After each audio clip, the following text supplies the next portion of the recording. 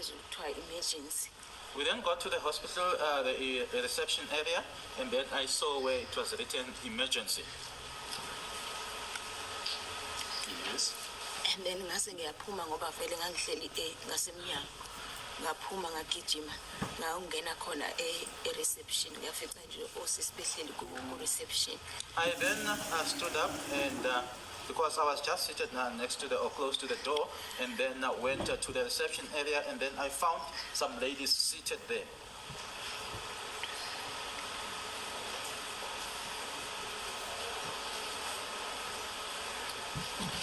Yes.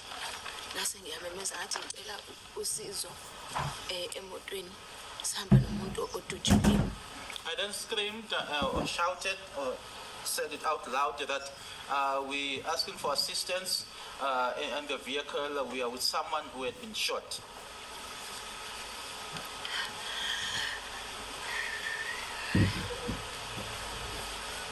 Yes. Base bayaphuma ke bephethe umbhede ohamba ngamasondo, and then ngababonisa la sime khona. Bake khona.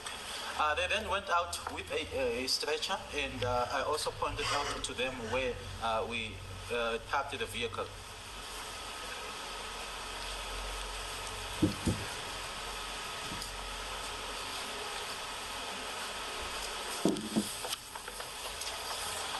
Yes.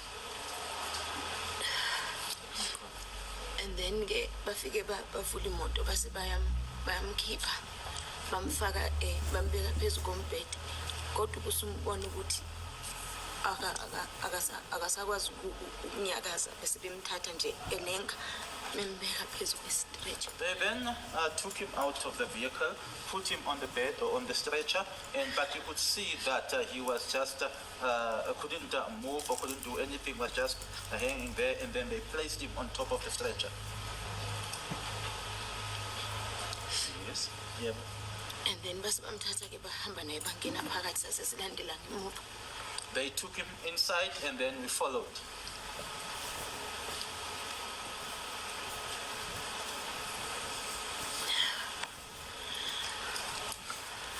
Yes.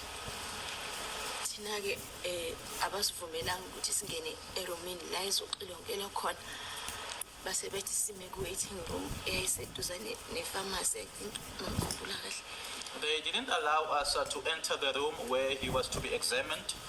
They asked us to wait or to be in the waiting room that was next to a pharmacy, if I remember well.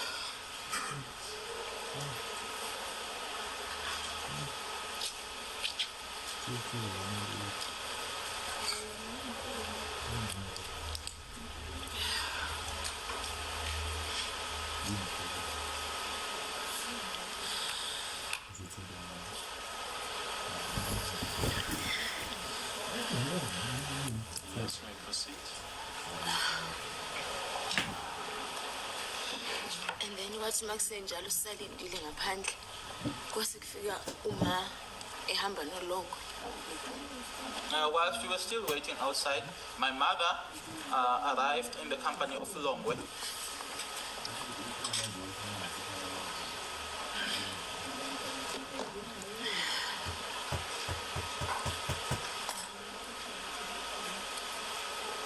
And just for the sake of the record, just put the details of the names of your mother on record. Magama Usikhonzile Gladness Khumalo. Gladness. Gladness. Sikhonzile Gladness Khumalo.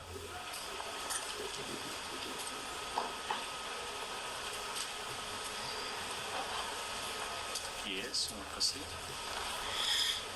And then uma wafike wasibuza ukuthi bamfake kuphi, and then sambonisa iroom abangene kulona, and then wasidlula waya kulolo room lelo. Upon her arrival, my mother then asked us to where they had taken him.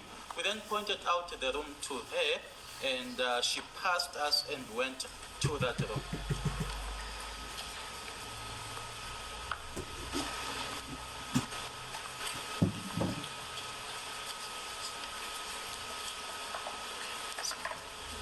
Yes.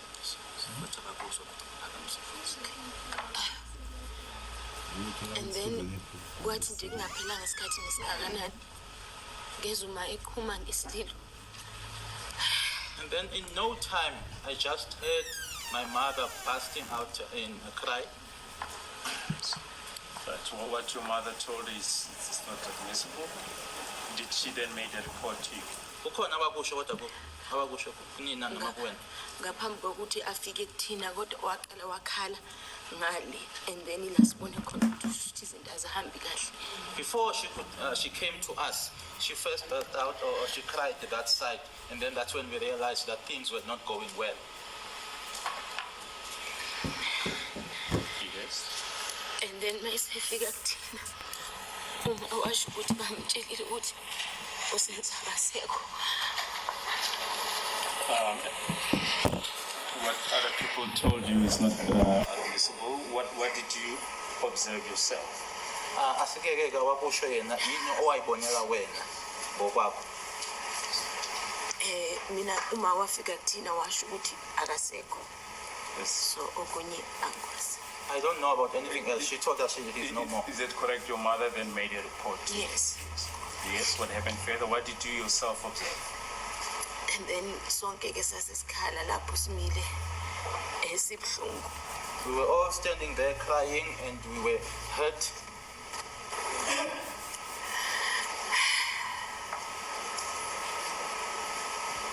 Yes.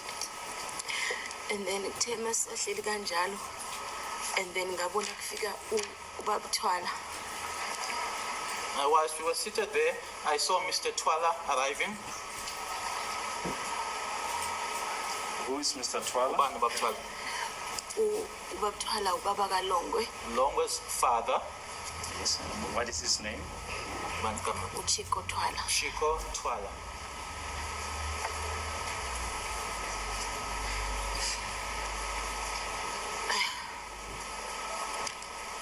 Do you perhaps know how he happened to arrive at the hospital? Ingabe uyazi yini ukuthi wafika kanjani yena esibhedlela noma kwenzeka kanjani ukuthi afike esibhedlela? Angazi ukuthi wafika kanjani ngambona nje sefika. No, I don't. I only saw him arriving. Yes, you may proceed. And then makusenjalo naye kumbona ukuthi ulimele emoyeni ngambona ehla ngodonga ehlala phansi mayiqeda ukuzwa indaba ukuthi usenza akasekho. I could also see that he was emotionally hurt. Just after hearing the news that Senzo was no more, he just went down against the wall and sat down.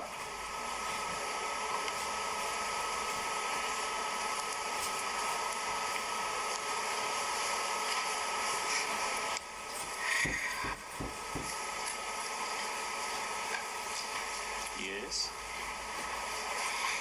And then I'm sure futhi emva kwesikhashana nje sithile noma ngazi esingakanani then kwase kufika abafana laba abadlala ibhola beOrlando Pirates base befika noMandisa. And then after some time, I don't know how much time, but I saw the soccer players arriving, the Orlando Pirates players, together with Mandisa. And who's Mandisa? Mandisa. uMandisa umfazi kaSenzo. Senzo's wife.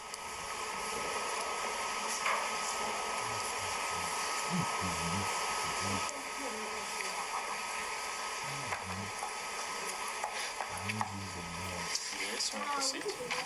Futhi lapho bekunabangani futhi abanye bakaMandisa and then mabefika lapha phakathi bangena bavele badonsa ukheli ngeinwele bamshaya. There were some friends, or Mandisa's friends were also there. And upon entering, they just pulled Kelly by her hair and assaulted her.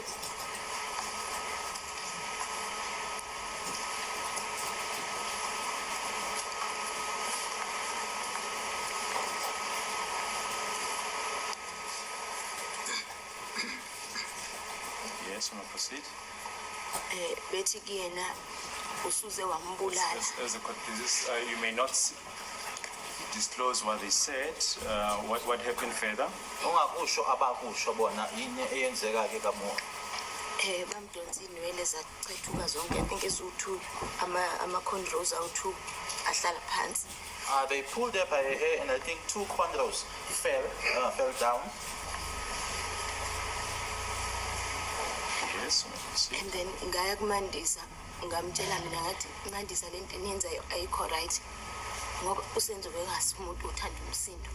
I then went to Mandisa and said, Mandisa, what you people are doing or what you guys are doing is not okay or is not right because Senzo was not someone who liked noise.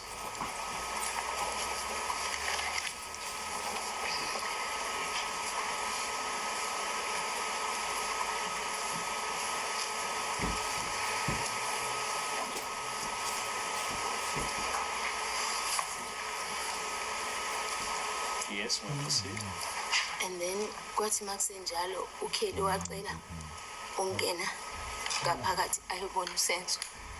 And still at that, Kelly requested to go inside to go and see Senzo. Yes. And then wayesethi ngiphelezele. She then asked me to accompany her.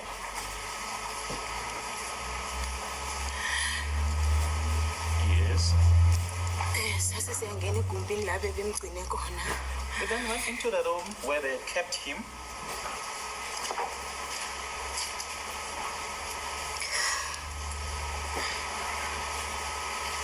Yes.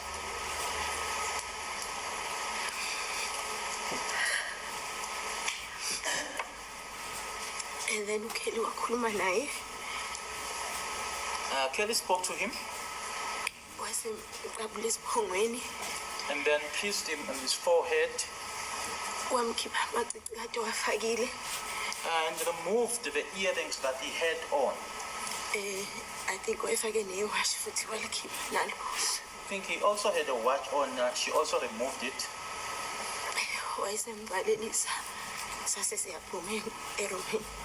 She then said her goodbyes and then we went out of the room.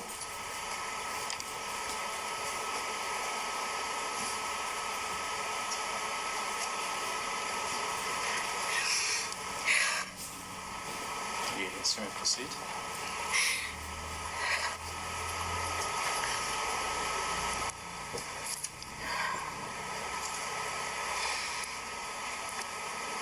And then Thema sesingaphandle.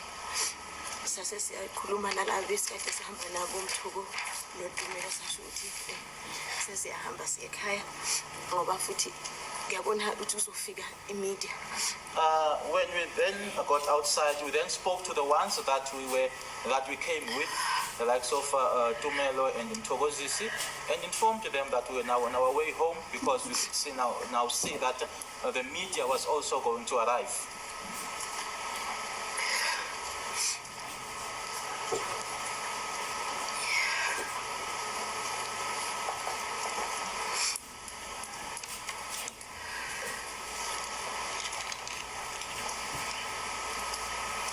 Yes, we may proceed. Sagibela ke emotweni but uMthokozisi yena wacela ukusala ngoba futhi wayezana noMandisa. We then got inside the vehicle and Mtogozisi remained behind because he knew Mandisa.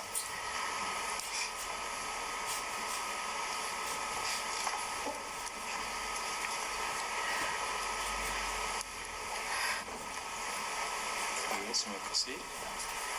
Sase siyahamba ke siye ekhaya.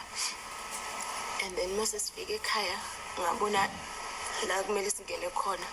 Kwase kuvale ngamathepe lana yellow egate. We then arrived home, and when we arrived there, I noticed that the entrance where we were supposed to go in, it was now already cordoned off with the yellow tapes.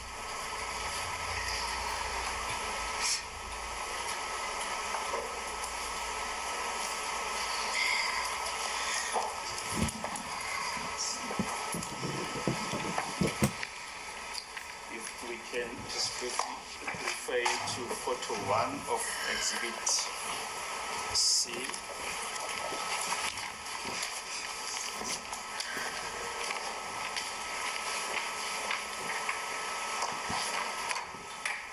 Sorry, photo 1 and 2. Yes, photo 1 and 2. If you can just use the photo to illustrate your evidence.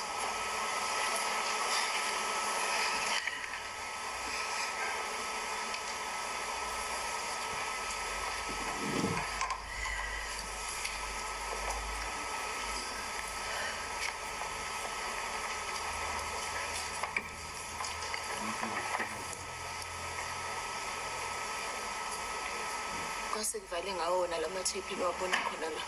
They cordoned off with these tapes that you see right here. And then sasesikhetha ukuthi ngcono sifake la eceleni ke. We then decided to park on the side, witness pointing to where the vehicle is parked.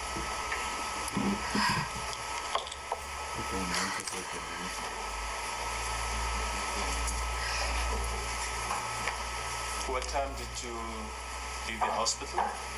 Now, suka nasiphi isikhathi noma isikhathi sini esibhedlela? Isikhetha ngesikhumbuli kahle okuyisona sona kodwa kwase ku late kakhulu mhlambe le ko 11 kuya ko 12 kanje. I can't remember the exact time, but it was already very late, between 11 going to 12.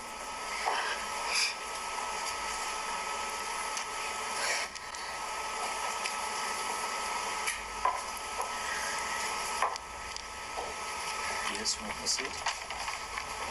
And then sasesehla ke emotweni saphakamisa ama tape sawungena endlini. We then alighted on the vehicle and then just lifted up the tapes and went inside the house. This is now you and who? Wena nobani? Mina no Kelly Noma Myself, Kelly, my mother, no Tumelo. and Tumelo.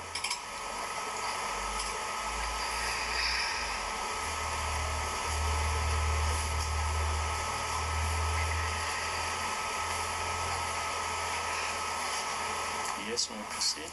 Correct.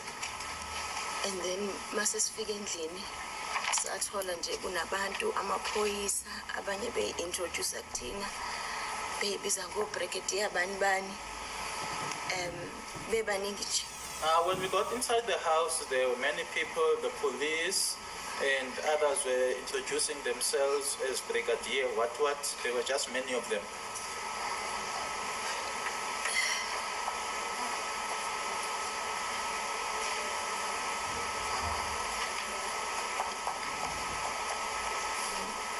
Yes. Kukhona nabanye ke omakhelwane lapho.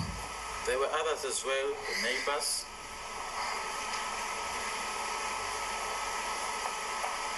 Yes. And then futhi kwakukhona umunye usisi introduce wathi uqhamuka ku department ku government angisazi kuyona iphi department. There was also a lady who introduced herself that she was coming from a government department. I just don't know which department.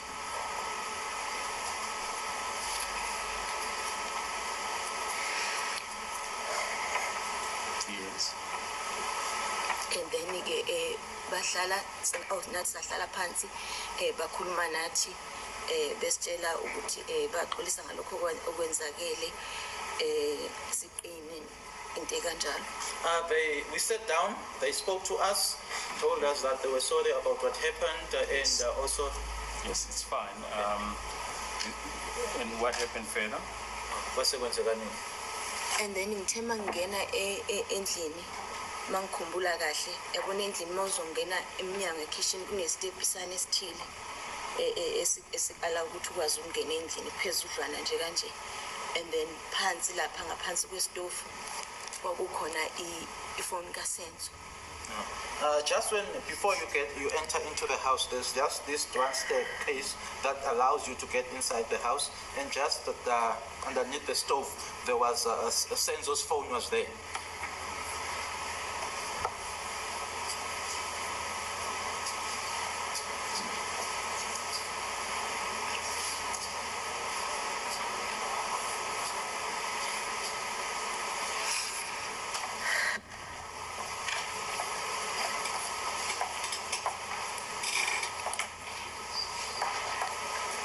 Yes, we proceed. And then futhi mase siqala ukuthi amanye amafoni mhlambe ngabe akuphi, and then uma wakhumbula ukuthi yakhe ube charger phezu kwesitofu so futhi bisase lapho. And when we looked around just to see where the other phones were, my mother recalled that she was busy charging her phone on the top of the stove, and it was still there.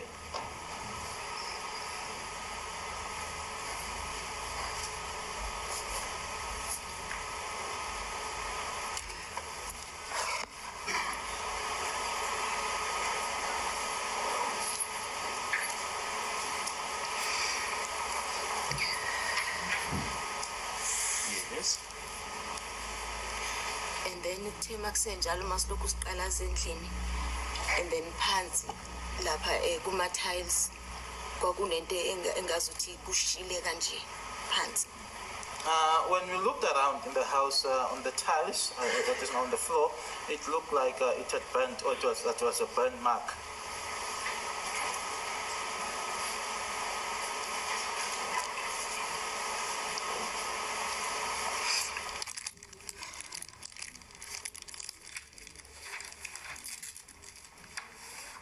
Yes. What else did you notice?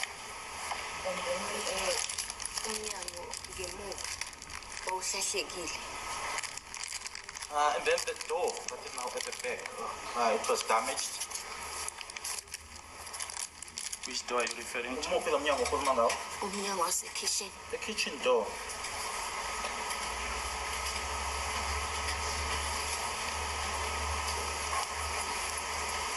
Yes. What else did you notice? And then kwakunesigqoko futhi phansi sesikhoshi. There was also a Scotch hat on the floor. Which floor? Khona kitchen. In the kitchen. Okay. Precisely where in the kitchen? Kitchen. Masondelana nje phakathi kwesitofu nosinki kulelo side lelo. Just close to the stove and the sink, just on that side.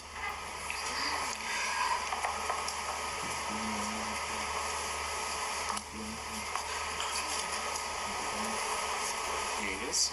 Proceed. What else did you notice? And then ne-crush lesasitsha ngayitumelo nayo yayisale khona lapho phansi. And the crash that we were hitting Tumelo, it was also there on the floor. Sasishaya ngayo notumelo. That myself and Tumelo were using to assault with.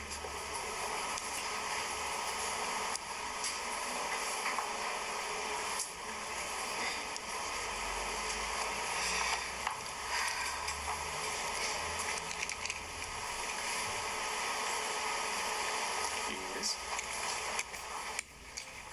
Anything else further that you noticed? No.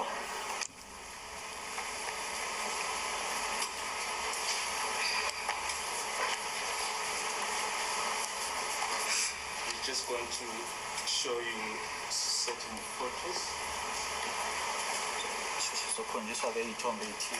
Photo number 4, my lord, of exhibit C.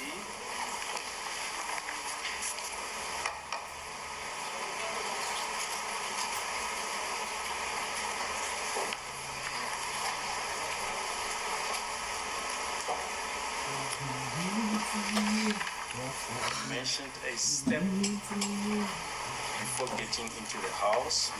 Photo 4. Let's show the whole of photo 4.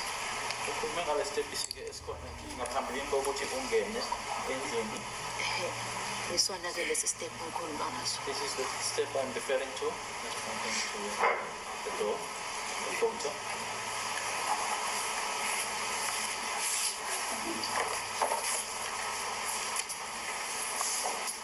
Can you just use the photo to illustrate or evidence this photo 4 of exhibit C? So this is from there.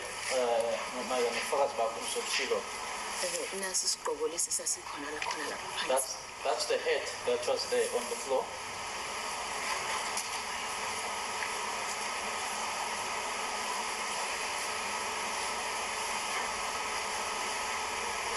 Yes. What else? And then la okushe khona kwakuphezu kweceleni kwale khona angazibona ivalile angiboni kahle. I can't see properly. I don't know whether this stone is obstructing the place where I said that there was a burn mark.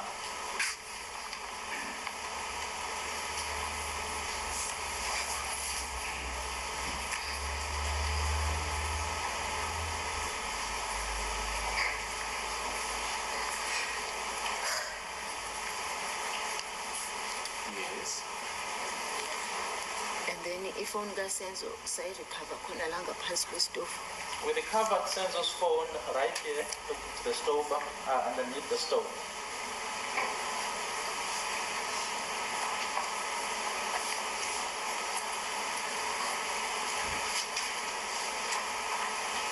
Do you still remember what mud looked? That was? ngathi iPhone 5. iPhone 5. iPhone 5.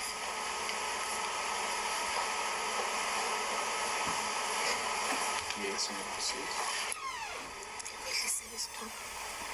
And take the phone and pick it up.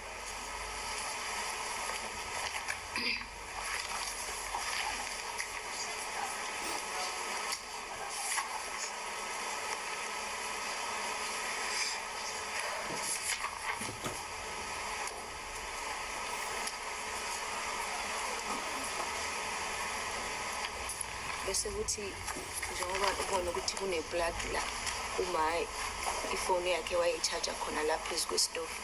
As you can see that there is a plug there. My mother was charging her phone right there on top of the stove.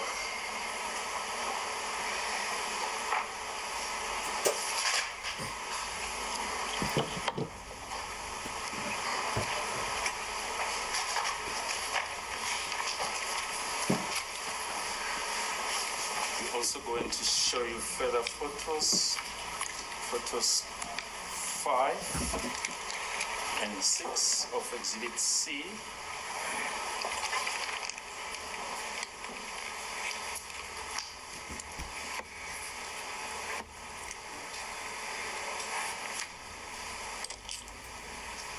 And then nansi i-crush kaTumelo Here is Tumelo's crush.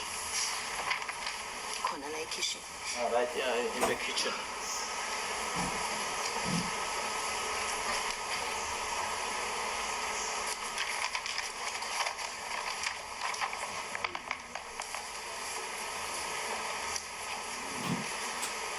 Photo 6.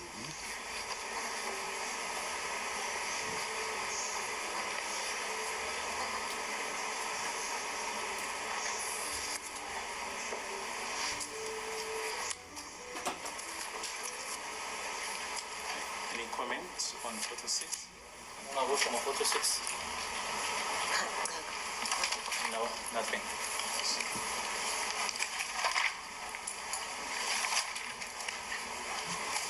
Yesterday you testified that you felt something hitting the floor. You felt a spark going off, hitting you on your foot. Izolo ufakazileke wathi wezwake kunento eshaya phansi kwase kuba nalesi spark wayizwa futhi kushaya unyaweni. Yebo kunjalo. Yes, that's correct. And where were you at the stage, if you can show on the photo? Uma ungatshengisa ke lesi sithombe ukuthi wawuphi nendawo. Ngangisenhla nje kancane lapha ila ikhishi eligcina khona mawuzongena ephasejini. It is at the end of the kitchen as you are about to enter the passage. On which foot were you hit by the sparks? Unyaweni lami la ka-right. On my right foot.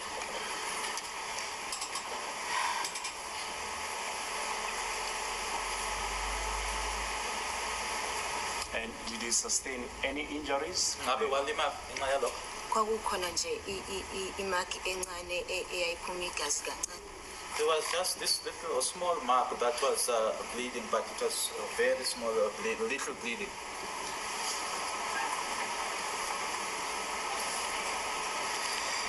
Did you receive any medical treatment for that? Ngabe yini lokho kwadingeka ukuthi ulashwe lokho nalokho? Ngafaka nje plaster. No, I just put on a plaster.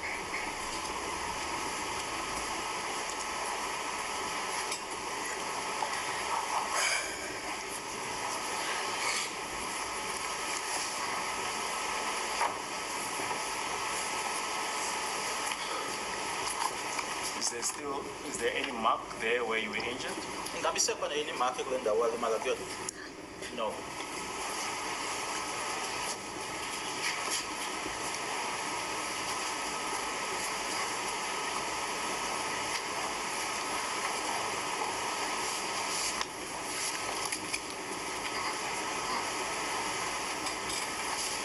Perhaps want to, if you can, just show to the court where you were injured.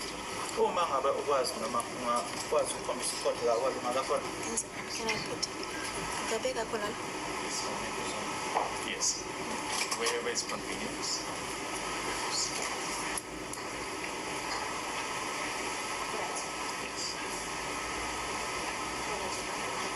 It is right here in front where the witness is pointing the right side of the foot.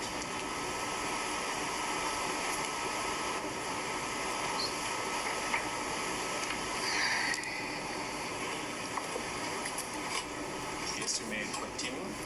But after you make all these observations, Emuva kokuthi wakubona konke-ke lokhu osushilo ukuthi wafika wabonani endlini uma nibuya esibhedlele kwase kwenzekani-ke? ngase ngena ekamereni lami lona leli elaliphambi kwekhishini. I then went into my bedroom, the one which is in front of the kitchen.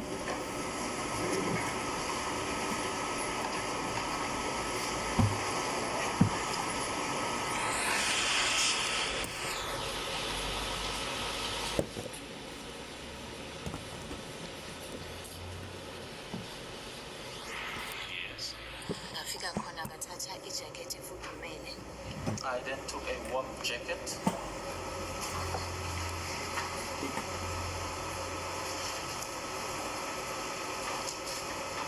yes, And then sasesibheka ney'ngane ngoba njengoba kwakubhizi kanjena ney'ngane angasazi ukuthi singaphi. We also looked for the children because as busy as it was, we didn't know as to which side the children were.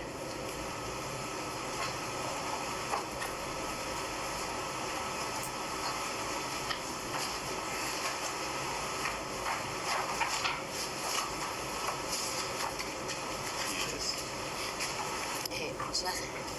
Masabheka kanjalo then ngaya ekamereni ngafica ukuthi khona uma ubebashiye nomama kamakhelwane. I then went into the bedroom and found that my mother had left them with a lady, a neighbor, or with a lady who's a neighbor.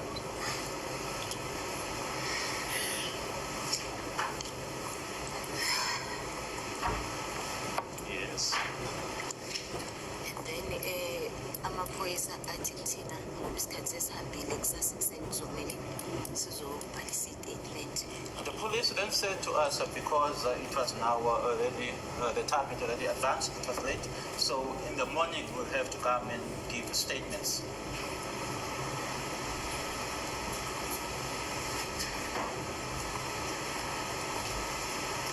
Yes. Futhi okunye-ke sasingekho kahle emoyeni ukuthi singakwazi ukukhuluma kahle.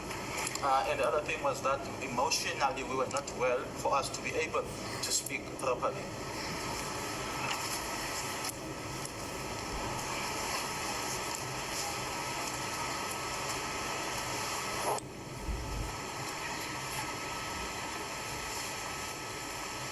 Yes.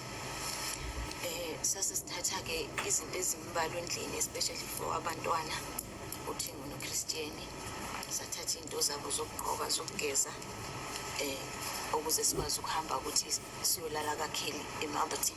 We then took a few things or items like in your bath or washing items for the children as well as clothing for us to be able to take them along to Kelly's house in Malberton to go and sleep there.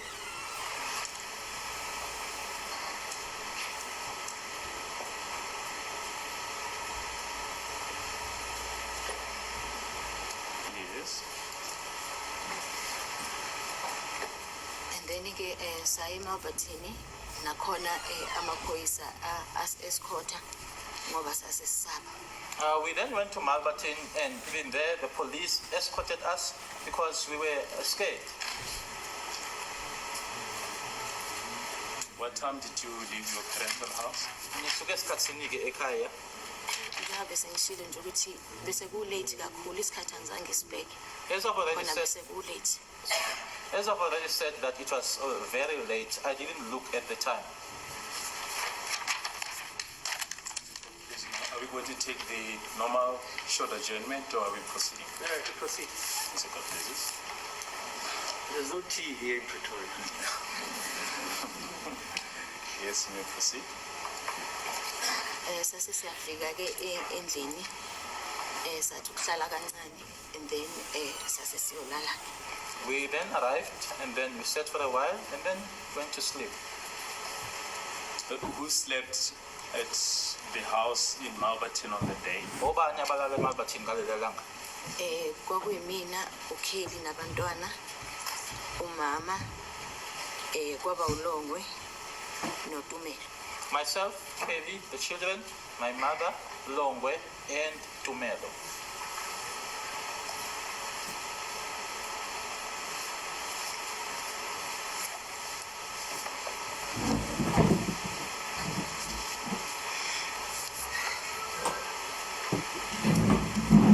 Yes. Nakhona ke azange silale ngempela ngoba kwakunzima kakhulu. Actually, we didn't sleep because it was very difficult.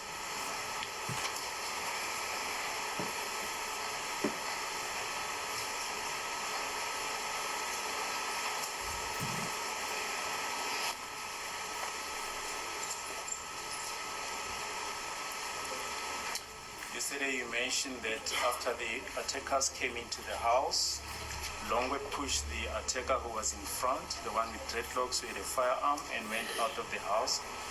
When did you see him again after that? Ushiloke izolo ukuthi uma laba babili bangena endlini, uLongwe wasukuma ke wase ephusha lo owayenama dreadlocks owayephambili.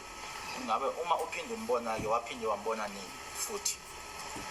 Hayi angizange saphinde ngimbone. Didn't see him again. Yes. And During the course of the whole evening? Ngalobo busuku nje bonke. angizange phinde ngimbone kulobo busuku bonke.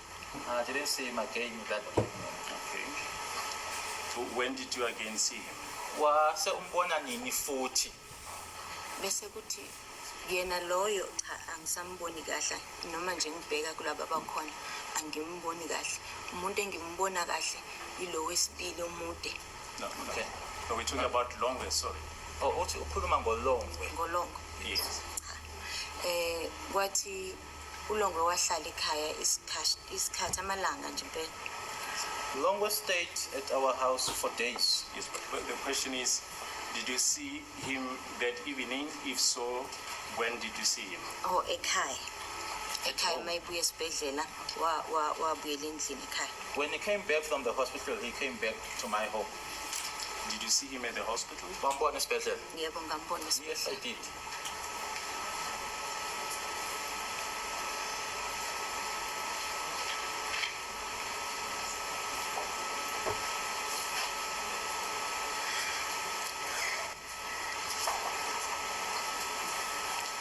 Now, after he had left the house, when the intruders came in, when did you see him again for the first time? Emuva kokuthi angithi uphumile, emuva kokuthi ephushe lona omfishane ongaphambili wasephumala, sikhuluma ngayo uLongwe. Uma uphinde umbona futhi ke umbona kunini? Ngambona sefike esibhedlela efika noma. When he arrived at the hospital with my mother.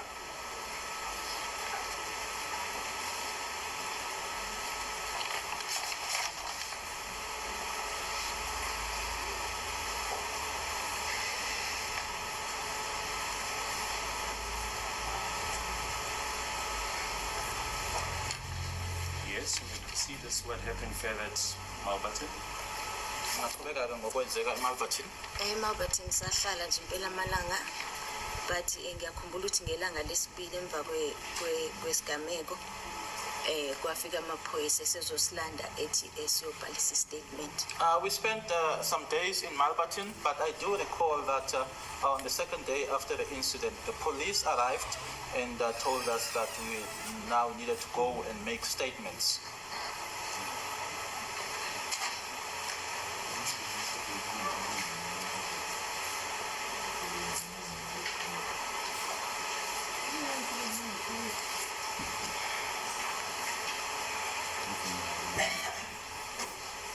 Do you remember on which day that was? Usakhumbula ukuthi iliphi ilanga lelo? I think kwakuyi-27 ilanga elilandelayo nje emva kwe-26. I think it was the 27th, the next day after the 26th. The incident itself happened on which day? On the 26th. 26th. Yes, but the day, Usuku, the day ilanga. of the week. Kwakuyiliphi ilanga nosuku evekini? ngathi kwakuyisonto esisezonke Sunday course. On a Sunday, because it was on a Sunday, we were about to eat Sunday meal. Yes. And on which day did you then go to the police station? Naseniyangiliphi ilanga ukuya police station with the statement? Monday ilandelayo. The next Monday.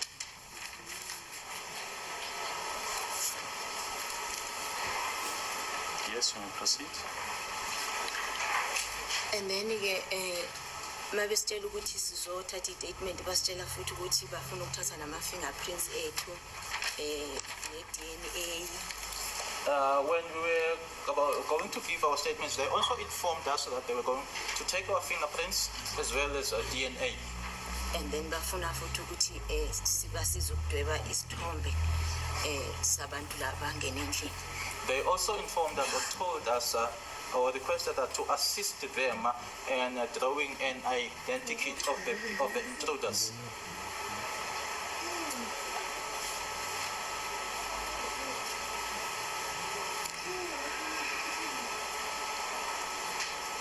Yes, did you then make a statement on Nasenza Okay. a statement. Yebo ngasenza statement kwakuyimi futhi oqala ukwenza statement. Yes, I made a statement and I was the first one to give a statement, to make a statement.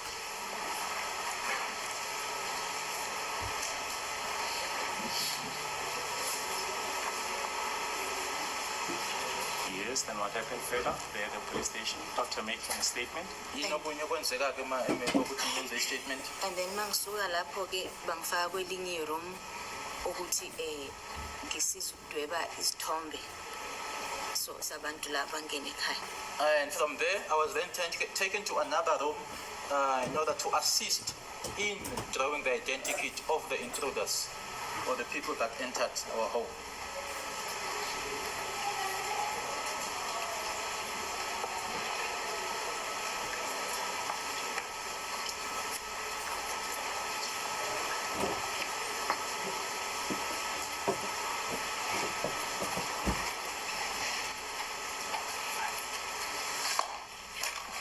Please, my lord, can you just have a brief adjournment for 5 minutes?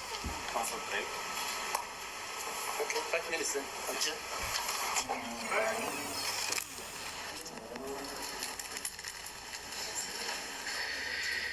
All right, a 5-minute adjournment.